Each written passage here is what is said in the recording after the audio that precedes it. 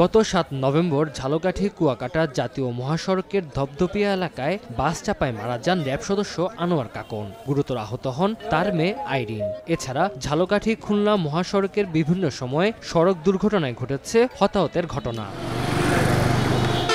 পদ্মা সেতু নির্মাণের পরে আঞ্চলিক মহাসড়ক জাতীয় মহাসড়কে উন্নীত হলেও অবকাঠামোর পরিবর্তন হয়নি। প্রতিদিন ঝালকাঠি থেকে দক্ষিণ এবং দক্ষিণ পশ্চিমাঞ্চলের খুলনা, বাগেরহাট, মংলা, কুয়াকাটা, বরগুনা, পটুয়াখালী সহ বিভিন্ন রুটের হাজার হাজার গাড়ি চলাচল করে। তবে সড়কের প্রশস্ততা কম হওয়া, সরু রাস্তা এবং কিছু দূর পরই বাঁক থাকায় ঘটছে দুর্ঘটনা।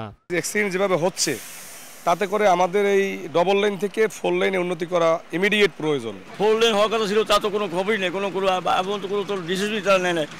আশা দিচ্ছে দেবো 4 লাইন হবে, কিন্তু এখন পর্যন্ত কোনো আমরা কোনো পরিস্থিতি বুঝতে পারিনি। এখন পর্যন্ত 4 লাইনের একটা সড়ক দরকার। এইটা না হলে প্রতিদিনই শুনবেন কান্না রাহাজানি হচ্ছেই।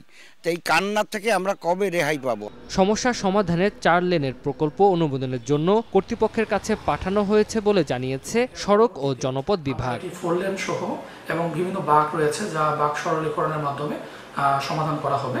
আমরা অতি শীঘ্র 4 লেনের কাজ শুরু করব এবং এই মহাসড়কটি 4 লেন মতো উন্নীত হলে বরিশাল, ঝালকাঠি, পিরোজপুর সহ খুলনা এবং মংলার যে মালামালগুলো এগুলো অতি সহজে পরিবহন সম্ভব হবে।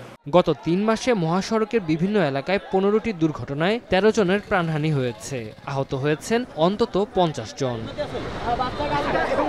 সময় সংবাদ, ঝালকাঠি।